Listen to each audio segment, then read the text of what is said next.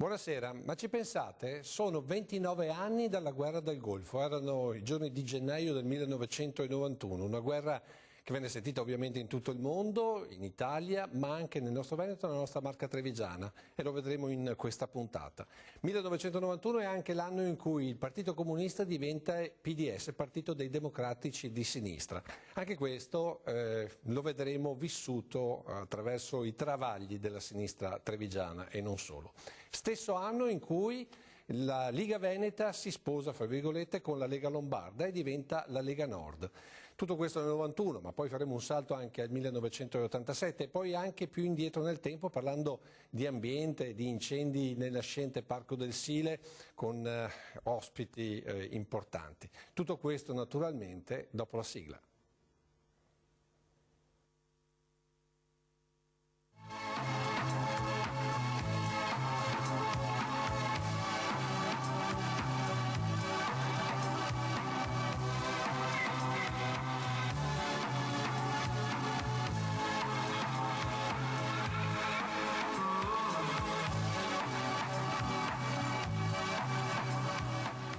Continuano sia a livello regionale che a quello locale le presentazioni dei candidati nelle varie liste. Stamane alle 11:30 presso il centro civico di Piazza Ferretto a Mestre le candidate donne presenti nelle liste del Partito Comunista Italiano della circoscrizione di Venezia-Treviso per l'elezione della Camera dei Deputati e le candidate per le elezioni del Senato sempre delle province di Treviso e Venezia hanno presentato il programma elettorale delle donne comuniste insieme alle commissioni femminili di queste due province. Alla conferenza stampa di questa mattina sono intervenute fra le altre Marina Pacchiani, sindaco di Dolo, Antonella Pavan, consigliere comunale a Conegliano e la psichiatra Franca Ongaro Basaglia.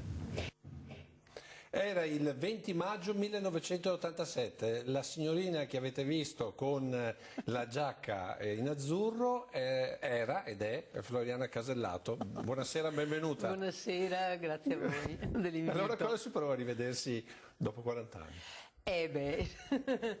Completamente diversa fisicamente, purtroppo dico, perché gli anni sono passati, anche se un po' quello spirito è rimasto. Era nel 1987, lei si presentava per le politiche, giusto? Sì, e ho avuto un bel risultato perché il capolista era Renato Donazzon, grande parlamentare del Partito Comunista, insomma, che tra l'altro aveva fatto delle esperienze straordinarie nel settore dell'artigianato. Lui era uno che aveva studiato la sera e a proposito era un operaio che andava in Parlamento. E molto bravo perché tra l'altro aveva studiato tutto il sistema produttivo delle Marche, che era molto simile al Veneto, e aveva presentato anche una proposta di legge che poi è diventata legge sull'artigianato. Cosa voleva dire essere donna e partecipare a queste politiche nell'87 col Partito Comunista in un ambiente come il Veneto e la Marca Trevigiana, che è sostanzialmente la balena bianca? Beh, non era semplice. Non era semplice, ma non è stato semplice neanche prima, perché io mi sono iscritta al Partito Comunista nel 75. Le prime riunioni a cui partecipavo, tanto per darvi l'idea, erano composte di uomini, soprattutto nel mio comune, e dovevamo passare tutta l'osteria per raggiungere una saletta che ci metteva a disposizione un barista, diciamo, un oste, per fare la riunione. Perciò capite gli sguardi, insomma, era... Però poi con gli anni mi sono accorta che molti miei anche concittadini o altri avevano apprezzato, in fondo riconoscevano in me anche del coraggio. Allora adesso andiamo a vedere un servizio del 15 maggio 87, che siamo lì come data, in cui si parla proprio di liste, di elezioni politiche e c'è anche l'onorevole Donazzon. Vediamolo insieme. Nelle piazze l'atmosfera elettorale si segnala per ora solo con la comparsa dei tradizionali tabelloni, ma anche a Treviso la campagna elettorale è decisamente entrata nella sua fase più accesa. Si moltiplicano le conferenze stampa dei partiti con la presentazione delle rispettive liste, ma anche dei temi cari ad ognuno da qui al 14 giugno.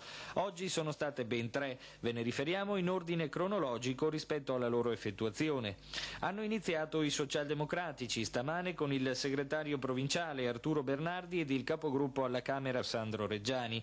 Su quest'ultimo punterà il PSD per il seggio a Montecitorio. In lista anche lo stesso Bernardi, che però sarà anche al Senato nel collegio Conegliano Oderzo, quello che il partito considera in grado di far scattare il senatore. Una lista, quella socialdemocratica, definita equilibrata e che è composta di soli iscritti. La caccia al candidato esterno, meglio se attore o calciatore, ha detto Bernardi, è un espediente poco nobile che rischia di mettere nelle mani di gente assolutamente impreparata temi seri come la gestione del paese. In chiave politica i socialdemocratici propongono con forza la loro idea di alternativa riformista sullo stile delle grandi democrazie europee ed occidentali ed in tempi brevi considerano ancora praticabile la via del pentapartito.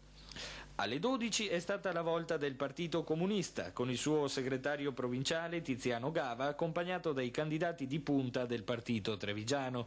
Riconfermata piena fiducia all'onorevole Renato Donazzon. Se scatterà anche il secondo seggio alla Camera, il PC ha scelto di orientare le sue preferenze sul consigliere comunale di Treviso Giuliano Daldello.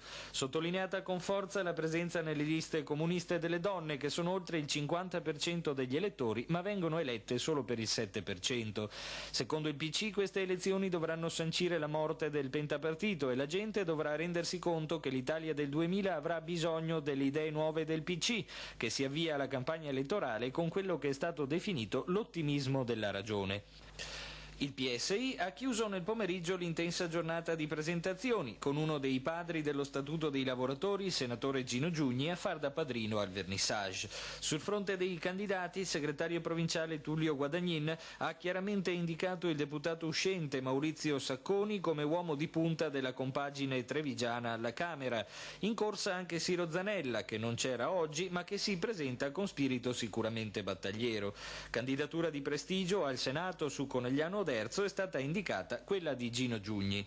Il PSI ha diffuso anche un volantino con ben 40 punti programmatici per la prossima legislatura, ma Guadagnin ha tenuto a sottolineare la garanzia di stabilità offerta dal partito del Garofano nella precedente ed ha lanciato un appello agli elettori cattolici perché votino PSI senza il timore di vedere intaccata in qualche modo la loro fede religiosa.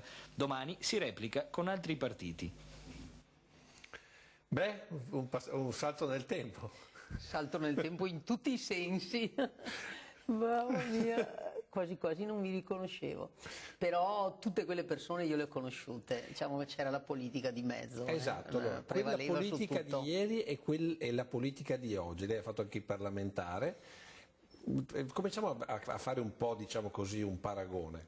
Personaggi politici di ieri rispetto a quelli di oggi. In merito alle competenze e alla qualità dei gruppi parlamentari eravamo a un livello molto più alto in quegli anni lì.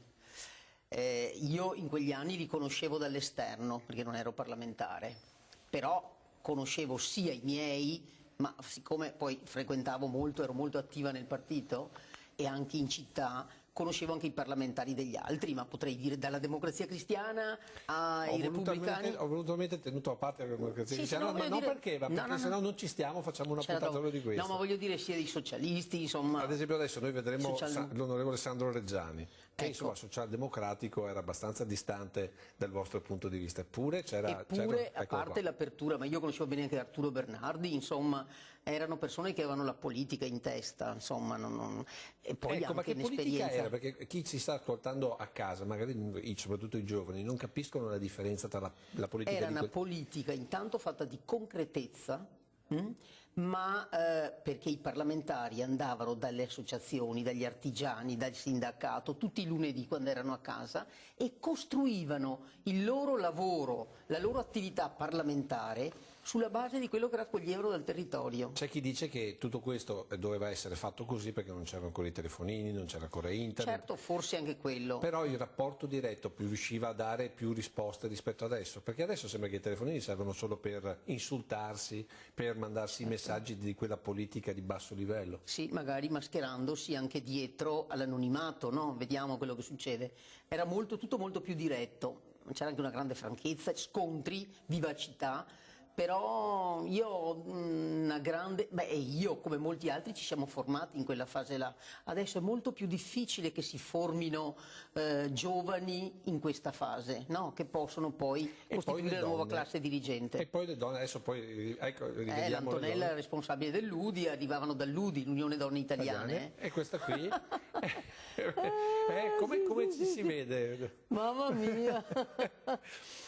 Qui ad esempio era praticamente la prima volta che si tentava il salto verso Roma, mi pare di capire. Sì, ero stata in lista con appunto subito dopo con Donazzon. Lì siamo nel 1987, giusto per dare un'idea, quanti anni era? Ma quanti anni aveva? Insomma, adesso ne ho 64, fa un po' il conto. Sono ventenne praticamente. 20, no. Però a quell'età lì presentarsi nelle liste del PC non era troppo giovane, no? Ma intanto in quegli anni io ero presa dal grande entusiasmo, erano gli anni poi, prima, no? Cioè, io sono arrivata al PC con Berlinguer, perciò sull'onda di un grande entusiasmo e questa grande voglia di cambiare il mondo e questa grande voglia di futuro, perché avevamo davanti un bel futuro anche, no? Di passioni, perciò non mi spaventava questo. Certo che era una scelta coraggiosa, però. Allora adesso stravolgo un attimo la scaletta, il nostro Italo Morao non me ne vorrà male, ma vale la pena che prima della pubblicità lanciamo una cosa, perché mi ha parlato di Berlinguer ed erano gli anni in cui si parlava del compromesso storico, certo. Venivamo poi dal caso Moro eccetera, sì. E devo dire che scavando negli archivi dei tanti telegiornali di Antena 3 è venuto fuori un servizio secondo me molto interessante in cui in realtà nella Marca Trevigiana c'è stato il primo compromesso storico, anche se andiamo un po' più avanti, andiamo nel 90. L'inserto è il numero 11 per il nostro Italo Morao con Roberto Durigoni in regia e andiamo a vedere che cosa è successo a Mogliano il 13 ottobre del 1990, l'inserto 11. È stata varata ieri sera a Mogliano la nuova giunta municipale, con nuovo sindaco il democristiano Agostino Zanardo, una giunta anomala composta da DC e PC, costituita dopo che la precedente, guidata dal socialista Corrado Tegon, comprendente DC, PRI e 2 PSI, è naufragata dopo 2 mesi di vita. Ieri sera approvazione della nuova maggioranza con 18 voti favorevoli su 30 e durissime critiche dai banchi socialisti. Ascoltiamo il neoeletto sindaco Agostino Zanardo. Una giunta, quella varata ieri sera, che ha provocato durissime critiche da parte del Partito Socialista, addirittura le dimissioni del segretario della DC Piero Pignatta, il quale ha dichiarato che bisogna rispettare le regole del gioco. Lei come risponde? Siamo consci ovviamente delle difficoltà che abbiamo creato alla segreteria provinciale. Quest'ultima settimana l'abbiamo vissuta molte ore assieme. Però d'altra parte ci sembra anche di poter rivendicare una nostra autonomia, una cittadina di 25-27 mila abitanti che hanno espresso con il loro voto la volontà di indicare una determinata forma di governo, deve pur avere anche la possibilità di gestire in proprio una situazione del genere. Ecco, rispetto alla giunta precedente che ha fallito in sostanza, voi in che misura credete invece di essere in grado di risolvere i problemi del vostro comune?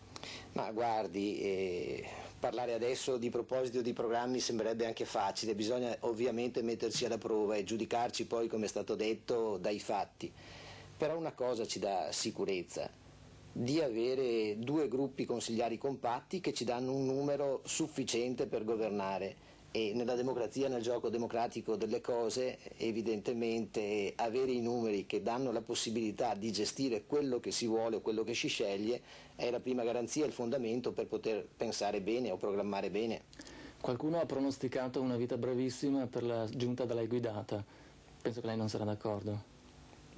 Insomma, per me è la prima volta che faccio il sindaco, come è ovvio. Proprio pensare e partire con l'idea di essere cacciato quasi immediatamente, la prospettiva non è di gran soddisfazione. L'accordo è stato ben preciso, si basa su dei fondamenti concreti. I 2 partiti vogliono assolutamente dare un governo alla città di Mogliano.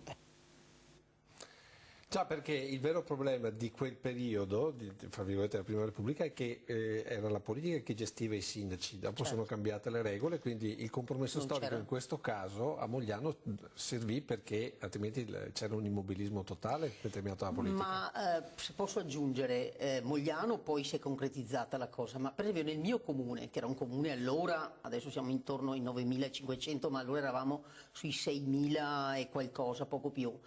E lì ricordo che il responsabile degli enti locali del PC, un certo Roberto Bolis, molto noto, venne a trattare, e io partecipai a questo incontro, con il sindaco democristiano, perché il mio gruppo del PC è sempre stato un gruppo molto forte a Macerata.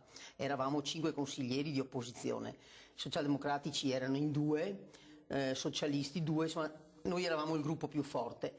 E si è discusso, poi non è andata in porto la cosa perché sono messi di mezzo i socialisti, non volevamo rompere, sono una serie di situazioni così. L'altra esperienza però, nei primi anni '80 di fatto, è quella di San Biagio, con Giorgio Bin, sindaco. 10 anni di governo di CPC, insomma. Per dire, no? Ecco, questo è un altro interessante livello perché ad esempio io non sono ancora arrivato a Giorgio Bin e a quella situazione, andrò a cercare nella miniera dei nostri servizi. Adesso noi ci fermiamo per un attimo di pubblicità, poi continuiamo perché, come ho già detto nella presentazione, siamo poco meno di 30 anni dalla guerra in Iraq e vedremo insieme i riflessi proprio in quegli anni lì nei nostri territori, pur con una guerra molto distante. Pubblicità.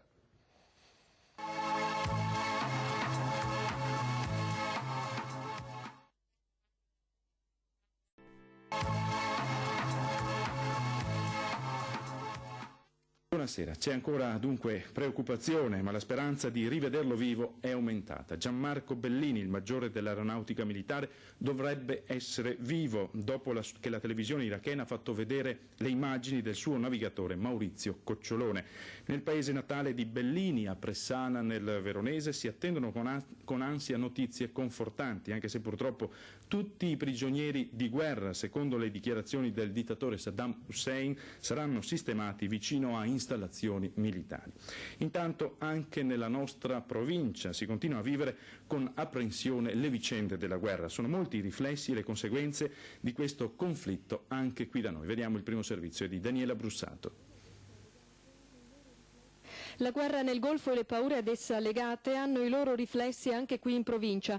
Un evento che fa pensare e vivere questi giorni forse con meno superficialità, ma non si può esagerare interpretando ogni comportamento come derivato di quella riflessione. Se ieri le discoteche hanno registrato un calo sensibile delle presenze, si parla del 30%, in compenso i cinema erano affollati. Si può casomai constatare che sono stati preferiti film di contenuto, come ad esempio Il tè nel deserto di Bertolucci, piuttosto che di evasione come l'ultimo di Verdone. Meno desiderio di divertimento forse. Anche in tutti gli incontri sportivi trevigiani di ieri si è osservato il minuto di silenzio. Vediamo nelle immagini lo stadio Tenni di Treviso. E del resto in città i presidi militari e alcune norme di sicurezza prese nei confronti dei cosiddetti obiettivi sensibili contribuiscono a creare un clima vagamente bellico. Il picchetto davanti al palazzo della SIP nel centro storico o quello all'acquedotto comunale non sono lì per caso e se non altro servono a ricordare che per quanto relativamente lontana la guerra rimane un peso incombente dinanzi al quale occorre rimanere allerta. Se sono scemate oggi le manifestazioni studentesche messe in atto nei giorni scorsi in tutta la Marca, non si placa il dissenso e forse la scelta dei giovani di riprendere le lezioni dopo una settimana di protesta è più matura di coloro che in gruppi sparuti e alla chetichella stamane hanno marinato. Da parte loro le agenzie di viaggi registrano un più che prevedibile blocco delle prenotazioni per il Medio Oriente e si è decisamente arrestata anche ogni richiesta di volo per gli Stati Uniti, ritenuti obiettivo seriamente a rischio di attentati terroristici. Sono 21 gennaio 1991 ed eravamo alla guerra in Iraq. Siamo nel 2020, la guerra ce l'abbiamo alle porte perché ce l'abbiamo in Libia e poi c'è quasi tutto il Medio Oriente costantemente infuocato, come se nulla fosse. Vediamo gente che sciopera, vediamo militari nei nostri territori. Com'è cambiata la percezione della guerra? Ma intanto credo sia rimasto, a questo punto sia rimasto solo il Papa a dirsi e a ricordarci la preoccupazione, perché il Papa l'ha definita, no, ormai la terza guerra mondiale, e di fatto è così. Secondo me c'è anche questo, c'è un ritardo in questo senso della sinistra che è cambiata, che ha grandi difficoltà, no? Proprio a livello mondiale, non parlo solo ovviamente a livello nazionale. Uno degli elementi forti della sinistra era lo spirito internazionalista, la solidarietà internazionale, questo sentire i problemi delle altre nazioni, l'autodeterminazione dei popoli, era questo che una volta ci teneva anche, ricordo io le navi per il Nicaragua, cioè tutte queste forme concrete anche di vicinanza a chi soffriva, a chi stava in guerra, ci portava nelle piazze, nelle strade, e poi la stessa politica anche presidiava, abbiamo visto l'esercito, i militari, no, con più... Certo, fa un effetto vedere i militari. Fa un effetto, sì, a Treviso, fa un effetto perché non eravamo più abituati. Se magari Italo ci fai vedere ancora un attimo l'immagine, perché veramente gente in grigio verde con l'elmetto, certo, il fucile eccetera, fa sicuramente un po' effetto. Io ricordo che impressionò un po' quella fase lì, il fatto che in città ci fossero queste presenze dei militari. Ecco, ma allora noi ci siamo assuefatti alla guerra, oppure il mondo è diventato talmente piccolo che anche se è vicino di casa tutto sommato sì, tanto poi si metteranno d'accordo tra di loro? Sì, penso che sia questo, c'è molta indifferenza. C'è molta indifferenza? Secondo me prevale lo spirito dell'indifferenza, purtroppo dico, non a caso.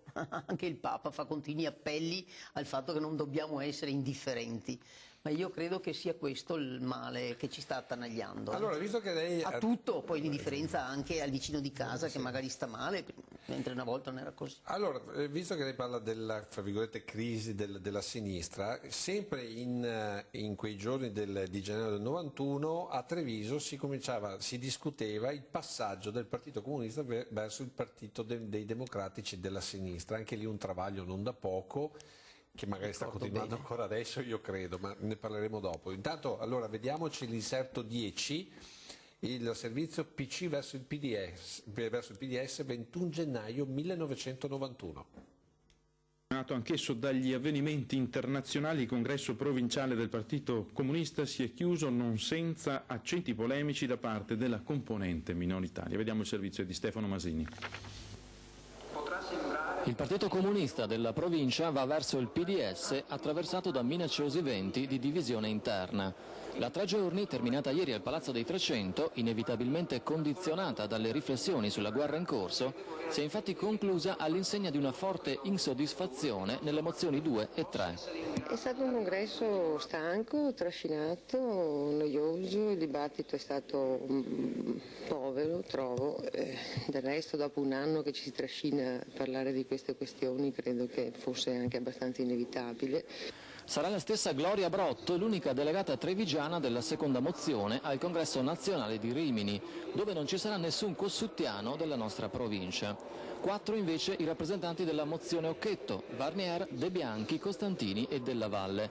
I numeri comunque, con quasi il 66% alla maggioranza, erano noti sin dalla vigilia.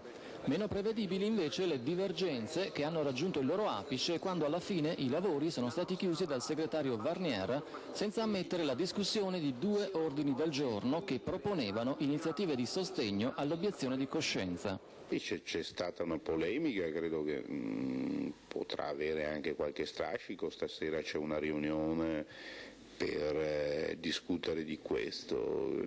A mio giudizio l'ordine del giorno era improponibile per regolamento, non si possono porre delle questioni soprattutto quando assumono anche il carattere di una possibile divisione che vanno al di fuori di quelli che sono i temi congressuali. Ben diversa la valutazione della minoranza del nascituro PDS. Il giudizio dei sostenitori della mozione Bassolino rispetto alla mancata discussione finale esprime amarezza e preoccupazione per la democrazia nel partito. Si trattava di ordini del giorno che chiedevano che il partito scendesse al di là delle dichiarazioni di principio direttamente in campo con iniziative concrete a favore dell'obiezione di coscienza e a favore di quanti intendono opporsi a questa inutile guerra. Ed erano ordini del giorno che avrebbero potuto aggregare, ed avevano aggregato già al momento della firma, compagni delle mozioni 1, della mozione 2 e della mozione 3. Perciò è stato questo ritengo un atto arrogante, un atto autoritario dei massimi dirigenti della mozione 1, impedirne la discussione e il voto anche in contrasto con la decisione della Commissione Politiche. Beh, commento a questo pezzo in cui si vede questo travaglio. Non so perché, ma a distanza siamo nel 2020, il travaglio continua secondo me all'interno dell'attuale Partito Democratico. Beh, quella scelta fu una scelta molto forte. Io ricordo che dopo la svolta io sono diventata segretaria del Partito Comunista provinciale, dopo Giuliano Varnier, e ricordo un'assemblea a Fregona. Sono stata invitata a Fregona dagli iscritti di Fregona. Ci sono state 200 persone in questa sala, 200 nostri iscritti. Allora, e un funzionario di partito che mi accompagnava, che conosceva bene la zona, perché io avevo allora 33 anni, ero un po' nuova anche, ha detto: ti accompagno, perché forse qualcuno di questi ha ancora il mitra sotto il letto, ha tenuto... Cioè, erano tutti ex partigiani. Sì. Allora, ricordo la sofferenza, le lacrime di certi anziani. Uno ha tolto la camicia, mi ha fatto vedere delle cicatrici sulla schiena per dirmi: guarda cosa io ho sofferto per quella bandiera lì, per quel simbolo lì, per quella falce e martello lì, no? Era stato torturato, insomma aveva subito... E c'erano tutti questi racconti, veramente io sono rimasta, mi è sempre rimasta sta cosa con molta... E avevo capito che era difficile questo passaggio. E poi ho vissuto direttamente, perché ero stata eletta in comitato centrale, ho vissuto quei 5 giorni di grande dibattito in cui c'è stata la svolta, no? Dopo la Bolognina, Occhetto. Però questo mi fa pensare che ci fosse una grossissima componente del Partito Comunista proprio ben radicata in questo territorio, che è sempre stato venduto come un territorio completamente democristiano. Invece no? No, c'era una base forte, C'era una base forte perché nella arrivava, storia si dice sempre soprattutto in sinistra i rossi Piave. Erano Marghera. I rossi erano Marghera. No, ma la sinistra Piave, e poi una grossa fetta di questi sono passati alla Lega, no? negli anni 80. Molti leghisti di allora, bossiani, avevano origine anche nel PC. Erano ex, perché probabilmente noi non siamo riusciti, non siamo stati capaci, non so, di raccogliere o di interpretare anche quello che stava avvenendo. Bossi sarà stato più bravo in quegli anni, ecco, a capire. Sembra che abbiamo fatto insieme la scaletta, invece non è vero, nel senso che la scaletta l'ho proposta a Floriana pochi minuti fa, prima di andare in onda, però guarda caso si parla di Bossi, e allora torniamo in studio, perché guarda caso sempre in quel 1991, però per la precisione il 12 febbraio, c'è un servizio che racconta come la Liga Veneta diventa Lega Nord, e quindi siamo dentro proprio con Bossi. L'inserto è il 12 per Italo Borao, vediamolo insieme perché è veramente un pezzo di storia. La pagina politica. Si è chiuso domenica a Pieve Emanuele, in provincia di Milano, il primo congresso della Lega Nord, che ha sancito la nascita ufficiale del movimento autonomista. Oggi Stefano Masini ha raccolto i commenti di 2 esponenti trevigiani della Liga, Giampaolo Gobbo e Mauro Michielon. Ascoltiamo le interviste. Parliamo di come la stampa, come gli organi di informazione si sono occupati del vostro primo congresso. Siete rimasti soddisfatti oppure no? Beh, devo dire, con tutta onestà, la stampa locale ci ha trattato, devo dire, in maniera buona, voglio dire obiettiva, ha riportato in realtà ciò che vedeva. A livello nazionale ci sarebbe un lungo discorso, sicuramente alcuni giornali hanno visto cose che non c'erano, invece altri hanno cercato di riportare quello che si dicevano e le varie discussioni. Quello che preoccupa in realtà invece è la RAI. Ecco, qui dobbiamo dire la verità, siamo stati bistrattati e a questo punto è veramente da porsi il caso se sia giusto o meno pagare il canone della televisione, perché se è un servizio deve essere un servizio fatto a tutti, non solamente ad alcuni partiti e altri no, perché la lottizzazione c'è e veramente è pesante a questo punto. Si è parlato di una certa divisione tra la parte lombarda e quella veneta, oppure tra la piemontese e quella veneta? No, direi appunto certamente i giornali, l'informazione è stata ovviamente travisata. C'è certamente una voce di democrazia per la quale anche all'ultimo momento si può anche praticamente ricercare un qualche connotato in più, qualche possibilità in più di poter discutere fra soci federati. Non ci sono stati assolutamente problemi, siamo andati praticamente a definire quello che già si era stabilito nel Consiglio federale di tutte le leghe precedenti. Ecco, voi dite discussione, secondo alcune analisi questo invece significherebbe che voi, che vi dite molto diversi dagli altri partiti, invece vi state un po' assimilando con piccole o grandi correnti? No, non esiste piccole e grandi correnti, perché la Lega Nord è retta e sarà retta da un Consiglio federale, già peraltro attuale anche prima del Congresso, e quindi non guarda le correnti, chiamiamole etniche, dei vari movimenti o delle varie leghe, guarda solo ed esclusivamente il fine comune di arrivare appunto ad un federalismo attivo ed attuale in questa Europa.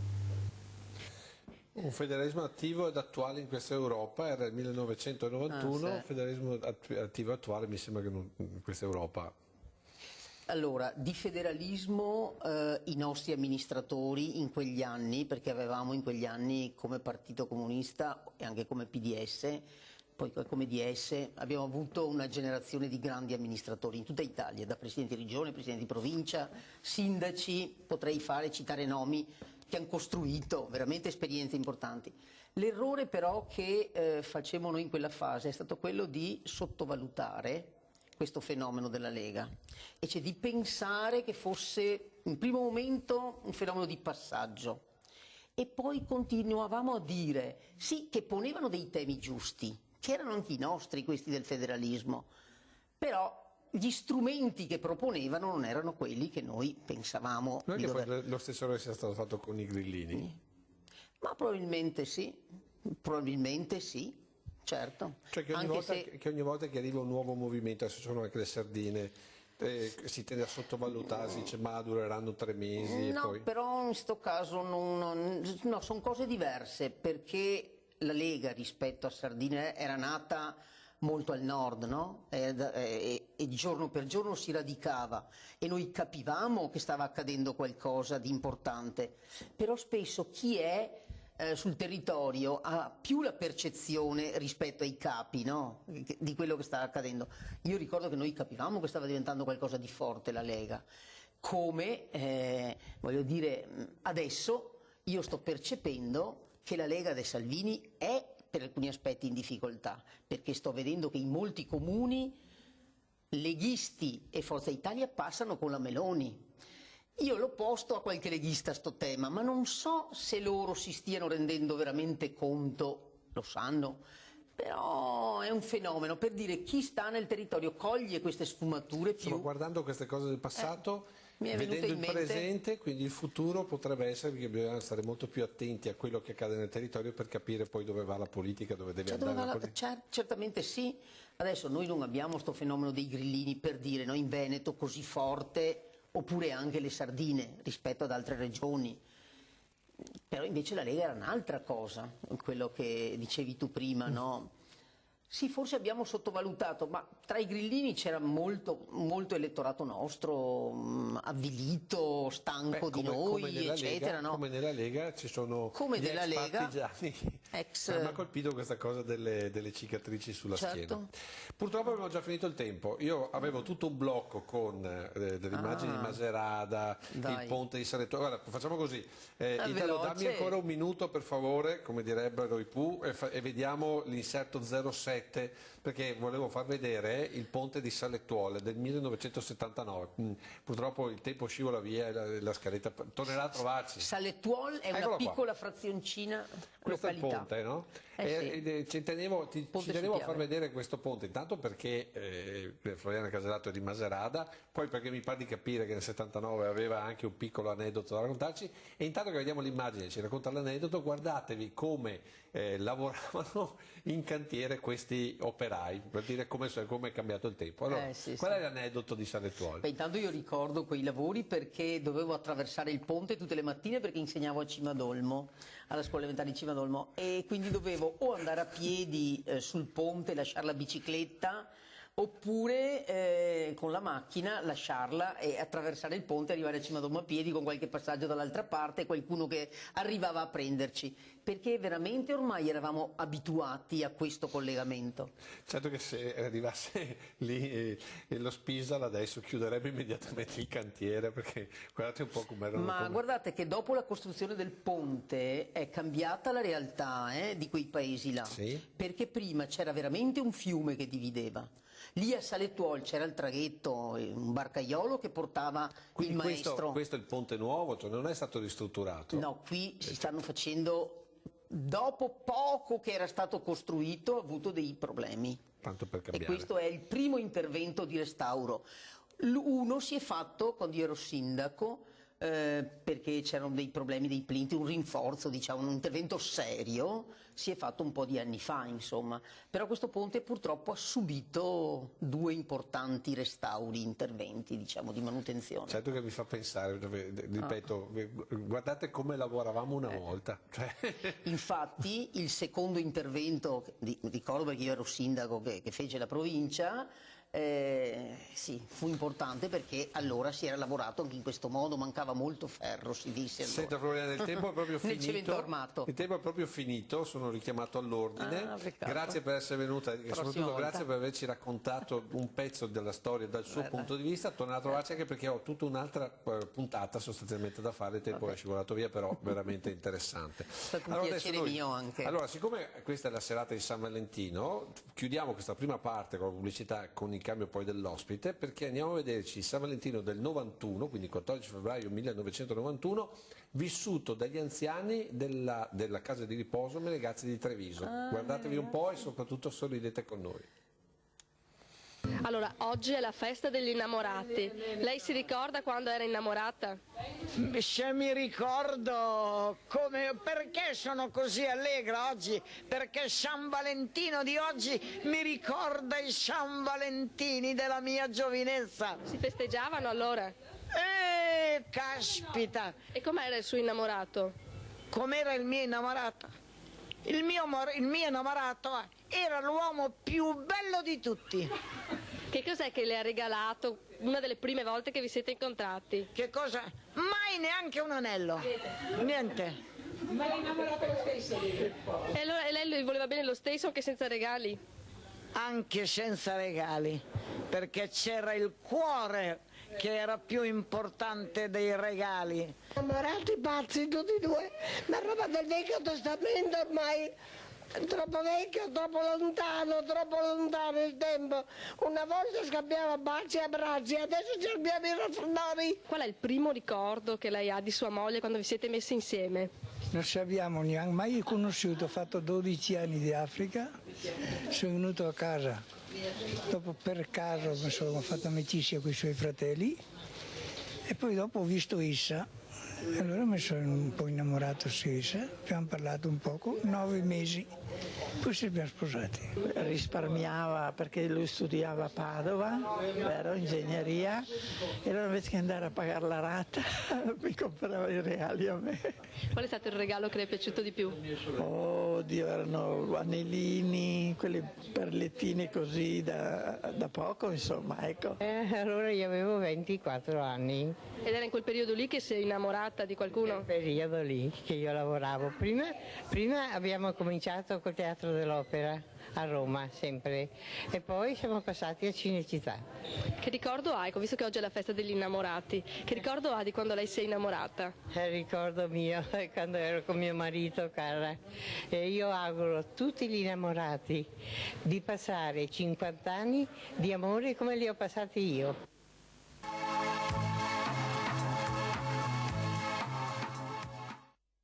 Treviso.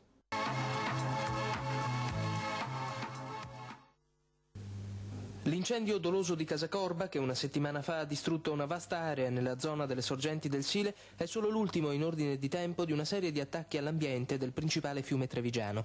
Lo ha detto oggi pomeriggio il centro di coordinamento di una serie di associazioni che intendono salvaguardare il fiume e il suo ambiente da quello che in un documento congiunto hanno definito un diffuso tentativo di sistematica distruzione. Sono Italia Nostra, la Lega Ambiente, la Lipu, il WWF e l'Associazione Urbanisti della provincia di Treviso. Nel documento si citano l'incendio di di centinaia di cannetti a Morgano, discariche abusive, attracchi non autorizzati, scarichi industriali ed impianti di depurazione che, secondo le suddette associazioni, non depurano nulla. Da qui un'opera di sensibilizzazione verso i cittadini e le autorità. Da tempo si parla di riserve, parchi naturali anche per quanto riguarda le sorgenti del Sile, ma questo rimane sulla carta. Per voi l'incendio di quest'area che cosa significa? Significa la distruzione di un patrimonio ambientale di grande pregio e che non è facile poi ricostituire in brevissimo tempo. Un incendio in questo periodo, che è un periodo poi fra le altre cose di nidificazione, giustamente preoccupa non solo noi ma anche altre associazioni che vedono a un certo momento gravemente danneggiato l'ambiente e diciamo anche la possibilità che si possa riprodurre quest'altro anno una nidificazione corretta, perché viene a essere completamente distrutto tutto quello che c'è. Queste aree ambientali sono poi importantissime anche come fonte economica. L'agriturismo, molto diffuso nell'Alto Adige, potrebbe essere anche nel Trevigiano una fonte vitale per l'economia. Ma è ovvio, i luoghi dove si dovrebbe praticare devono venire salvaguardati da azioni come quella della scorsa settimana. Professor Fassetta, benvenuto intanto, buonasera. Grazie, buonasera. Allora, come ci si sente a rivedersi, diciamo, quasi 40 anni fa? Leggermente invecchiati. Però diciamo che la postura è la stessa, vedo. Beh, più o meno insomma non è che sia cambiato totalmente. Ci sono voluti diversi anni a far diventare bianco tutto quello che era nero prima. Ma andiamo invece a parlare del tema del parco del Sile a quel tempo si parlava addirittura degli inizi degli agriturismi. Allora se stiamo parlando poi della zona delle risorgive, perché vi ricordo che all'epoca era stata fatta una manovra, iniziata una manovra fra il presidente della Cassa di risparmio di Treviso e il presidente della Cassa di risparmio di Padova, i quali avevano a un certo momento concordato di fare un'azione a favore di una protezione della zona dal Cervara in su, con una riunione fatta fra l'altro proprio a Cervara, al Molino di Cervara, nel corso della quale si era capito che bisognava offrire alla popolazione residente motivo perché si facesse carico di proteggere l'ambiente nel quale viveva. Ma se tu cominci a partire da un discorso, qua si deve fare una riserva che non consente questo, non consente quello, devi stare a tot di distanza e via dicendo, crei le condizioni di partenza perché si faccia esattamente il contrario di quello che si vuole fare, cioè si provoca la distruzione dell'ambiente perché per rappresaglia, per evitare il peso, diciamo così, di norme di protezione, la popolazione preferisce distruggere. Allora era partita l'idea di fare appunto di portare un certo incremento, diciamo, economico, un certo supporto economico anche attraverso il contributo a una localizzazione di posti di ristoro o di riposo o vatti alla pesca, cosa che però fosse a vantaggio della popolazione residente. Allora, guardando quel servizio, adesso com'è questo Parco del Sile, visto dal professor Fassetta, ex presidente di Italia Nostra? Ma l'ex presidente di Italia Nostra si è messo in pensione da un pezzo. Però anche i suoi perché giudizi sono attualissimi. Comunque i problemi restano. I problemi di gestione dell'ambiente non sono stati superati completamente. Diciamo che al contrario vorrei dire che in questo momento c'è una crisi diffusa nell'ambito delle associazioni protezionistiche, forse perché in parte è aumentata la consapevolezza della popolazione, per cui diciamo che certi fenomeni sono contenuti, fenomeni negativi. Però al tempo stesso ci si è un po' distratti, si guarda, salvo in questi ultimissimi periodi, perché il fenomeno della Thunberg è stato sconvolgente. È stato sconvolgente. Ma anche il cambio delle stagioni. Ma se noi pensiamo che adesso siamo in pieno inverno E i giorni di Amerla è una cosa storica, una memoria storica, perché quest'anno i giorni della Merla hanno visto giornate primaverili, quando sarebbe dovuto esserci il ghiaccio dappertutto e magari qualche ampio centimetro di neve, non si è neanche vista ancora, con tutti i rischi annessi e connessi di cui finalmente ci si rende conto, perché se adesso parte la vegetazione come sta partendo, perché sul Montello proprio in questi giorni qua io ho visto le primule, quelle selvatiche, cominciare a sbocciare, e quindi che cosa succede? Succede che sul più bello adesso dei mesi che verranno può capitarti una gelata di qualche giorno addirittura e hai perso completamente una produzione.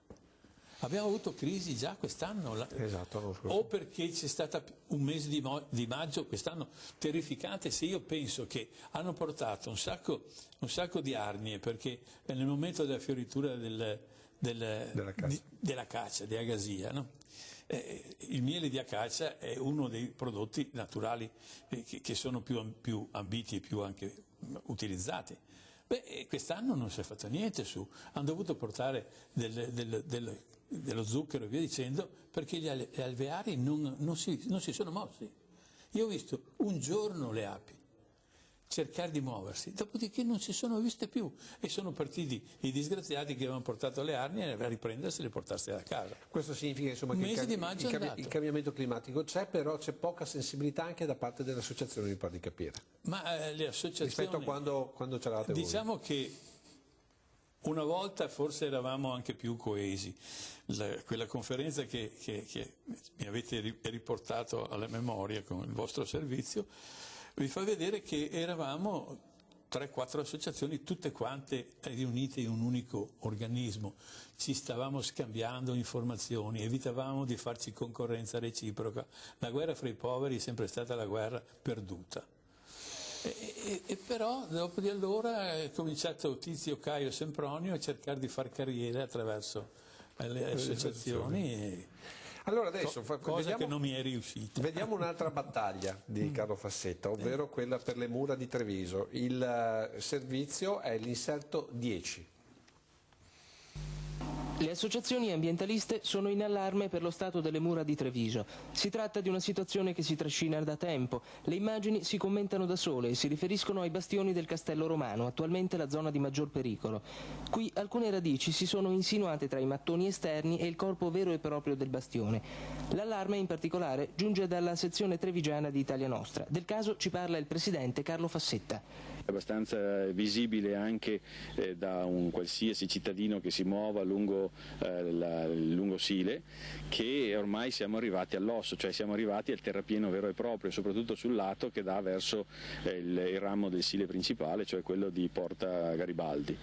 D'altra parte sull'altro versante, quello verso il canale delle Polveriere, voi avete visto benissimo che ci sono le radici che ormai sono insinuate fra lo strato di ricopertura più esterno del bastione e quello più interno, e quindi c'è un'azione fisica da parte delle radici di varie piante, fico, la robinia e così via, per cui viene fatto esplodere letteralmente il rivestimento esterno che cade giù nell'acqua, e su questo bisognerebbe intervenire con la massima urgenza. Oltretutto c'è il leone stesso che è in grave pericolo di sopravvivenza.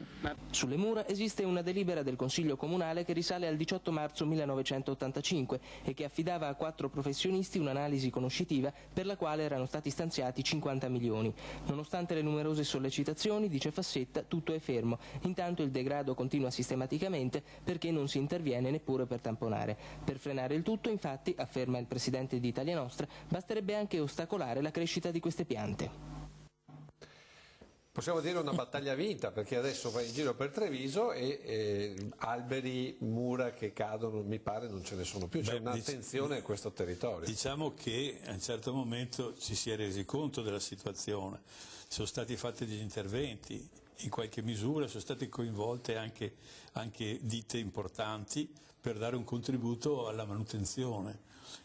Diciamo che i trevigiani hanno preso coscienza, e anche attraverso le ultime pubblicazioni, gli ultimi studi sulle mura, sui 500 anni delle mura, eccetera, eccetera, ha fatto sì che la gente si renda conto che le mura sono un patrimonio che deve essere tutelato e deve essere quindi seguito in maniera sistematica. Costerebbe l'ira di Dio e verrà a costare se vogliamo mantenerle, però è un delitto lasciarle ridursi un'altra volta nello stato in cui erano. Non è che in tutto questo abbia contribuito molto il fatto che Treviso è diventato di fatto città turistica, quindi un biglietto da visita per chi viene dall'esterno, per il turista, una città deve essere a posto, cioè alla fine c'è sempre un motore economico. Che cosa dicevo io prima? Ti dicevo che invece di dire suivez la femme bisogna dire suivez l'argent. In effetti certe iniziative sono spinte, sono sostenute da un ritorno economico. Se tu consenti un congruo, giusto, onesto ritorno economico a favore, diciamo, di un singolo, di qualche singolo come di una comunità, ti rendi conto che si pone attenzione all'elemento che genera questo afflusso di denaro, se vogliamo.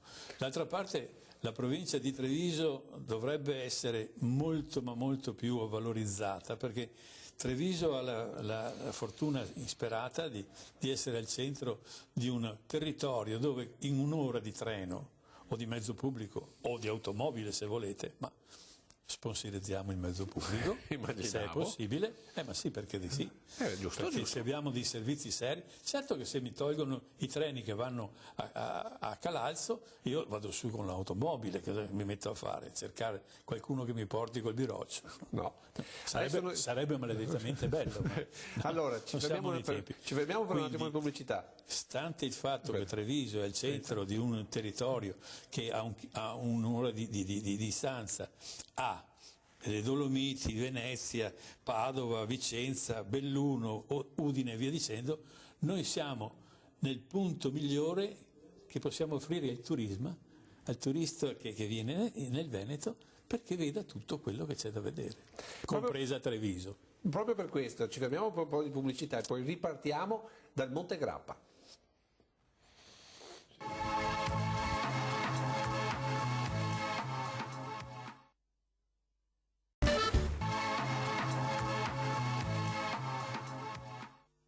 Anche il Monte Grappa invoca un progetto di tutela che protegga e conservi il suo patrimonio ambientale. Ad essere interpellati per primi in questo senso sono i soggetti interessati e coinvolti in tale progettazione.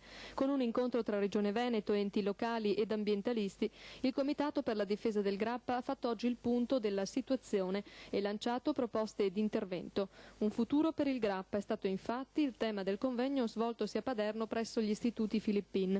Al Comitato, nato alcuni anni fa in occasione del problema sorto in merito all'ipotizzato passaggio del metanodotto sul Monte Grappa, aderiscono numerose associazioni culturali e ambientaliste, dal WWF al CAI a Italia Nostra, a Lega Ambiente alla Lipu.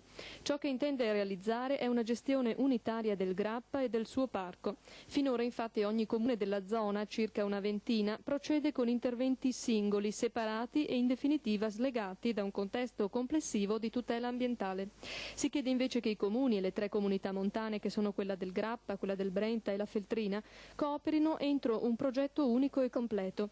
Intervenuti al convegno i 3 presidenti delle comunità montane interessate al Grappa ed il direttore del Parco regionale piemontese dell'Alta Valpesio, che ha relazionato sulla gestione di un territorio protetto. 1991 si parlava di questo Grappa come un parco, adesso invece addirittura si parla di UNESCO come, diciamo, territorio di biodiversità. Arriveremo ad avere un'unione per questa perla del nostro territorio come il Monte Grappa? Ma se i cittadini veneti si rendessero conto del valore che ha la protezione e la valorizzazione effettiva, non lo sfruttamento bieco, ma la valorizzazione effettiva, quindi la protezione, il mantenimento, la cura di un ambiente naturale, perché diventa un patrimonio ambito, ecco che allora noi possiamo pensare che si possa realizzare qualcosa. Ma se ogni amministrazione locale cura, diciamo così, la clientela locale, perché diciamoloci tranquillamente, così vanno le cose, per cui l'idea di una riserva naturalistica del Medio Piave, che era stata anche sponsorizzata, che era sostenuta, eccetera, eccetera, è crollata perché saremmo andati a mettere il naso dove qualcuno non voleva che mettessimo il naso.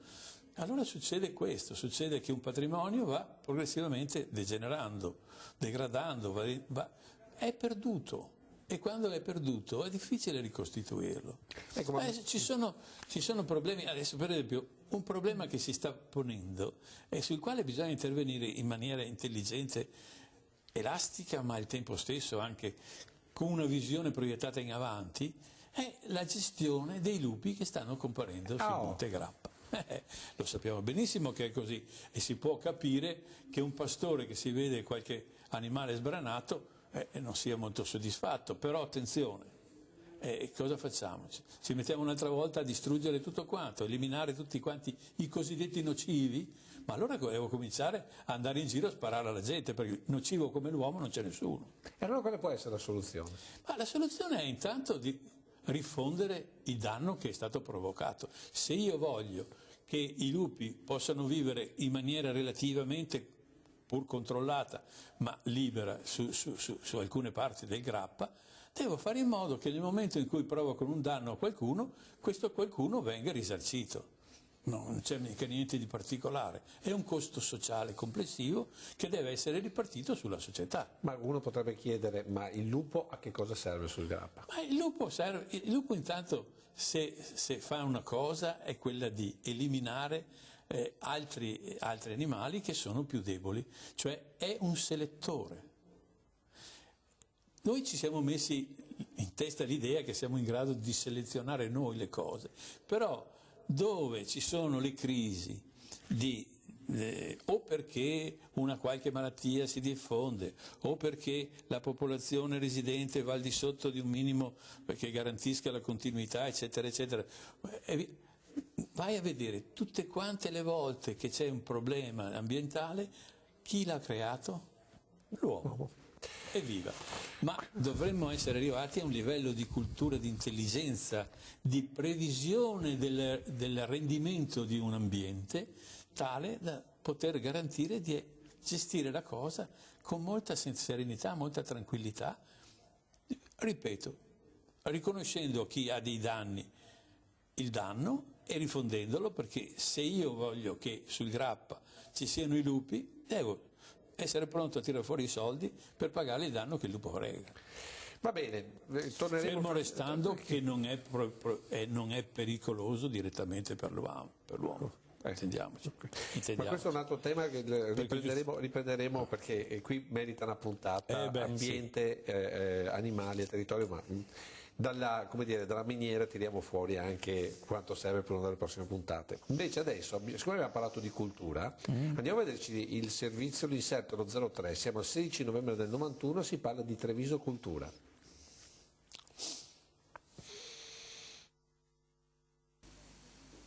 Con l'odierna visita dell'assessore regionale alla cultura Carlo Alberto Tesserin alla nostra città, sembra prendere maggiore consistenza il più volte ventilato progetto di ampliare e migliorare le strutture culturali trevigiane. Intanto un dato è certo, nel bilancio di quest'anno è stata inserita la promozione di Museo Vivo, un'iniziativa che prevede la graduale informatizzazione del museo civico con relativo aumento di personale. All'interno del percorso museale, ha specificato l'assessore Miotto, verranno creati degli spazi dove far sorgere un elaboratore elettronico e un video a disposizione dell'utente. Un progetto rivolto innanzitutto alle scuole per un proficuo utilizzo del museo. Medesimo intervento è previsto per la catalogazione e la gestione prestiti del patrimonio librario della biblioteca, che attraverso un'adeguata informatizzazione semplificherà l'avvicinamento e la fruizione della cultura. Infine un accenno è stato fatto anche al Teatro Comunale, con la promessa dell'assessore Tesserin a mantenere gli attuali apporti contributivi da parte della Regione e il già buon livello di collaborazione fra i due enti. Il servizio del 91, abbiamo toccato 3 temi e io potremmo finire la puntata qua, lo so, però abbiamo altre cose. Allora, a distanza di 30 anni, non si può dire che siamo stati fermi 30 anni, e non è vero. Esatto. Non è vero. Si sono mosse tante cose, il miglioramento della rete museale trevigiana non è che non sia assolutamente chiaro a tutti chi ha visto i musei vecchi e ha visto i musei attuali. Quindi chi ha seguito in questi anni l'evoluzione si può dire che ci sono stati dei progressi, ci sono delle distrazioni, per così dire, non so, certe commissioni non sono più comparse, la modalità per esempio con la quale si acquistano i libri o si respingono i libri della biblioteca, per così dire, anche quelli che vengono regalati a volte, è una cosa che potrebbe anche essere forse migliorata rispetto a quello che è nel momento attuale. C'è anche un rinnovo del personale, compreso il personale direttivo, che è molto più giovane, io credo molto più dinamico. Io ho avuto occasione di conoscere qualcuna delle nuove leve e so che è gente preparata ed è gente che ha un certo entusiasmo. Ecco. Non è il funzionario del municipio che, purché le cose stiano tranquille, passa carte e non se ne parla più. C'è gente che ha passione per quello che sta facendo e questo è fondamentale per un esito e una speranza di esiti positivi ancora. Quindi insomma siamo sulla buona strada, stiamo continuando sulla buona strada. Treviso ha cultura e dà cultura. Diciamo che ci sono cose che si possono ampiamente migliorare, ma la cosa bella è che si possa migliorare, perché altrimenti saremmo sempre fermi a Marco Caco, come si diceva in gergo. In realtà no, in realtà c'è una maggiore attenzione, una maggiore partecipazione e via dicendo. Poi ci sono anche stati dei contributi, bisogna dirlo, dei contributi diciamo privati che hanno dato un apporto fondamentale e che stanno dando un apporto fondamentale per il recupero di un patrimonio anche architettonico che era stato lasciato andare in un degrado abbastanza vergognoso. Beh, insomma, è palese che per esempio quello che era Sant'Eonisto a Treviso, io l'ho presente dopo, diciamo, non molti anni dopo il bombardamento che l'ha distrutto, il 7 aprile 1944. E quindi diciamo che come è stato portato, a che livello è stato portato Sant'Eonisto, l'abbiamo sotto gli occhi. Quindi c'è un certo mecenatismo, c'è gente che vuol bene a questa città. Ma sì che c'è un certo mecenatismo, c'è qualche volta anche una certa invidia, una certa... Ma questo è tipico di Treviso. Insomma, i signori non si è visti con simpatia, come dire. Però se i signori produce delle robe positive, bisogna avere l'onestà di riconoscere che le cose sono positive e ci aspettiamo che tutta l'isola, compresa Piazza Duomo, via Canova, via Riccati, diventi un punto fondamentale di concentrazione anche proprio degli spazi culturali trevigiani. Adesso invece lei è innamorato dell'Istituto Riccati. Innamorato, è la sua seconda casa, forse anche la prima. Io sono figlio del Canova, per così dire. Però il Canova poi a un certo momento l'ho rivisto, dopo essere stato allievo, l'ho rivisto come insegnante per un anno, ho fatto una supplenza, poi siccome io sono laureato in ingegneria e quindi non posso andare a insegnare in licei, ci vogliono laureati in matematica in fisica o matematica e fisica, diciamo, ma sono tornato a fare questa supplenza, è stata molto divertente, molto interessante e poi sono finito al Riccati ad allevare ragionieri parlando di cose che non sapevo, perché naturalmente chi ha fatto il percorso di studi di ingegneria, di matematica finanziaria, di matematica attuariale e vorrei dire quasi di statistica non sa niente. Però dell'ambiente e soprattutto della biblioteca dei Riccati ancora adesso è casa sua. Allora sono 49 anni che io batto i corridoi dei Riccati, ma non solo i corridoi, anche i sotterranei dei Riccati, anche il sottotetto dei Riccati, perché nel sottotetto sono venute fuori per esempio una decina di carte geografiche interessantissime che sono state recuperate e conservate con il museo di Montebelluna, al quale abbiamo dato abbiamo affidato gran parte delle nostre raccolte museali. Interessante. Allora adesso noi poi passiamo subito alla pubblicità, però prima ci vediamo questo servizio che è del 20 maggio dell'87 in cui si parla della sporcizia del Riccati.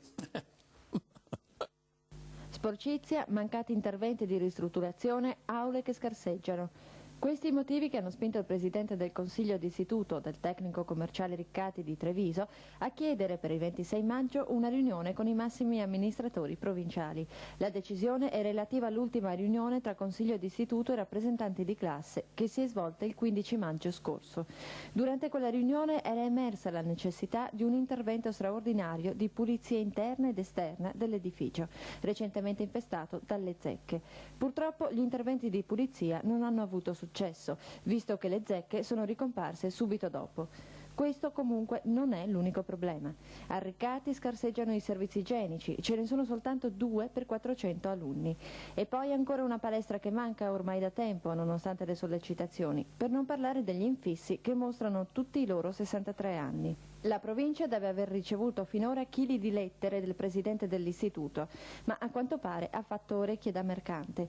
Quest'ultima riunione, convocata, lo ricordiamo, per il pomeriggio del 26 maggio, chiama in causa proprio gli esponenti della provincia, dal presidente Lino Innocenti all'assessore alla pubblica istruzione e a quello ai lavori pubblici.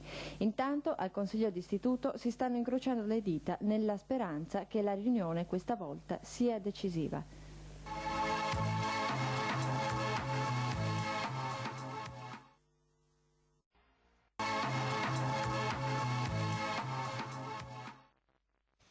Eccoci di nuovo in studio con il professor Carlo Fassetta, abbiamo visto il servizio sulla sporcizia dei Riccati dell'87, un istituto storico. Adesso poi le scuole, a quel tempo non si parlava neanche di come dire, sicurezza sismica, di cose a norma, eccetera, invece adesso si sta rifacendo metà dell'edilizia scolastica per quello. La cosa, per così dire, divertente è stato aver visto, intanto che scrivevo alla lavagna un'equazione, una zecca che se n'è andata di traverso così, quasi a cancellare quello che stavo scrivendo, neanche fosse d'accordo con i miei allievi alle spalle.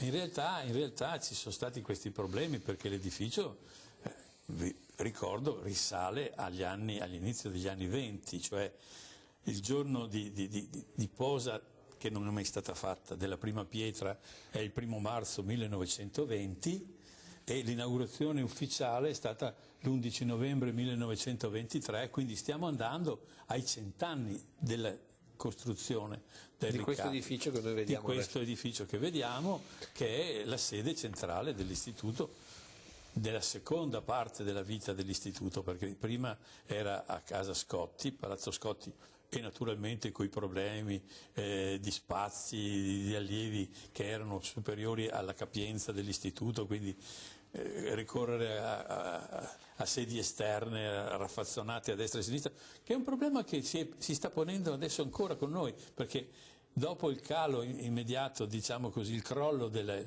dell'ideale del ragioniere di banca, con il nuovo sistema bancario, con gli accorpamenti di vari istituti bancari, eccetera, eccetera,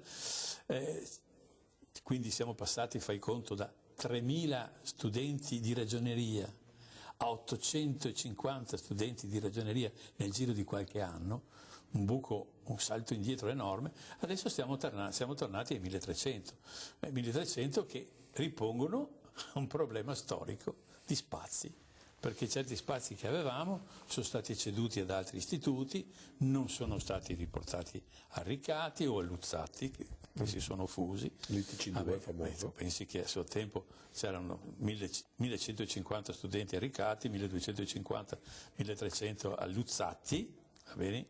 E poi c'erano gli studenti del Pio X. Adesso ci sono gli studenti del Riccati-Luzzatti riunito in una sede. Adesso invece in due sedi, diciamo, però le ho fatto vedere i Riccati perché da una parte abbiamo parlato di cultura, adesso abbiamo parlato di scuola, adesso invece parliamo così della trevigianità, perché un po' più avanti, andando verso San Nicolò, c'è una casa che insomma è stata oggetto di cronaca nel 3 settembre dell'87 e il racconto ce lo dà il nostro Alberto Reggiani. Vediamo il servizio. Entra nel vivo al Palazzo di Giustizia Trevigiano l'inchiesta sulla casa Squillo scoperta dagli agenti della Buoncostume in un piccolo appartamento di via Riccati al civico 6 bis alla fine del giugno scorso. Dopo la formalizzazione dell'inchiesta da parte del sostituto procuratore della Repubblica Antonio De Lorenzi, il giudice istruttore Nicola Maria Pace ha già fissato infatti una lunga serie di interrogatori di testi per delineare i contorni di questa ennesima vicenda hardcore. Di fronte al magistrato dovrebbero sfilare una ventina di persone, gli agenti che condussero lunghi mesi di indagini, le giovani donne che a pagamento si concedevano, alcuni uomini che sarebbero stati individuati come frequentatori della casa d'appuntamenti. Al termine di questi riscontri il giudice Pace potrebbe trovarsi quindi vicino alla conclusione dell'istruttoria. La casa Squillo fu scoperta negli ultimi giorni di giugno, quando gli agenti della questura fecero irruzione nell'appartamento di via Riccati, sorprendendo tra l'altro una ragazza impegnata ad intrattenere un cliente e sequestrando una considerevole quantità di materiale pornografico, tra cui giornali e videocassette a luce rossa. Le tariffe, è stato accertato, non erano da poco, 100.000 lire come prezzo base, passibile però di cospicue variazioni in alto a seconda delle richieste di optional da parte del cliente. A fine giugno fu anche arrestata la proprietaria dell'appartamento, Noemi Trolese, 54 anni, residente a Treviso in via Verdi 21, con l'accusa di favoreggiamento e sfruttamento della prostituzione, poi rimessa in libertà provvisoria. La ragazza, sorpresa al lavoro, fu invece denunciata per favoreggiamento personale. Che commento? C'è da divertirsi perché qua ogni tanto vengono fuori queste notizie strepitose, no? Direi che c'è stato un altro episodio che a suo tempo aveva fatto molto chiacchierare di sé su, diciamo che nella zona di Piazzale Giustiniano Recanati. Diciamo via Pietro di Dante? Diciamo via Pietro di Dante, e vedo che la memoria non ti manca, come non manca a me, il tentativo di incastrare un certo esponente politico di rilievo, che è fallito perché si era accomodato su un appartamento vicino, non su quello esattamente in cui pensavano di poterlo pescare. E allora diciamo che queste robe qua, fra l'altro l'appartamento in cui era stato trovato questo coso qui, io a suo tempo l'avevo anche frequentato perché c'era una ragazza che era diventata mia amorosa. Quindi dico però perché... non risale a me l'utilizzo del tipo successivo, diciamo così. Però guardando queste cose, Treviso non è cambiata da signore e signori. Signore e signori, resta un episodio che è stato messo in evidenza, che è stato ampiamente anche goduto. Insomma, la cosa più divertente è stata assistere alla prima proiezione, dove sembrava che dovesse scatenarsi chissà che cosa. Si è semplicemente fatto volare un certo numero di nomi che forse avrebbero potuto anche evitarsi il guaio se avessero evitato qualche altra cosa. Allora, siccome abbiamo poco tempo, Italo, chiediamo al nostro regista se ce la facciamo a far vedere un altro servizio. Io credo di sì, perché non dura tantissimo. Italo, possiamo tentare? Allora tentiamo di vedere, perché abbiamo parlato di signore e signori che ha lanciato qualche nome, però c'è anche una serie di libri che ha lanciato qualche nome. Siamo sempre nell'87, sono i libri di Gian Maria Ferretto, inviato speciale in provincia. Vediamo il servizio con come si dice, il burion, giusto si dice così, o la buriana che ha tirato, la buriana che ha tirato su quella volta la pubblicazione di questi libri.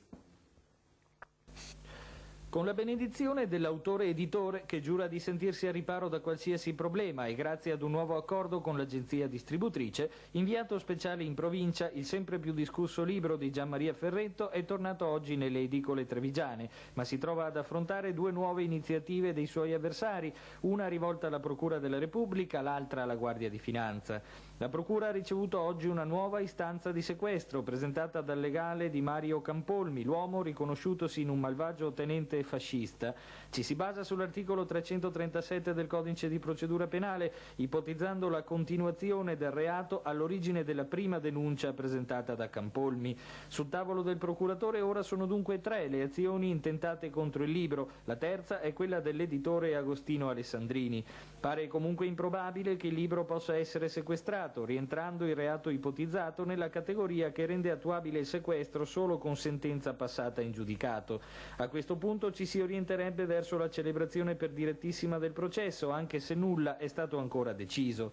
Mentre sul libro crescono le chiacchiere in tutta Treviso, di un altro aspetto della vicenda sarebbe chiamata ad interessarsi la Guardia di Finanza, che avrebbe ricevuto un esposto di Alessandrini in cui si ipotizzano presunte irregolarità nella stampa e nella diffusione del volume.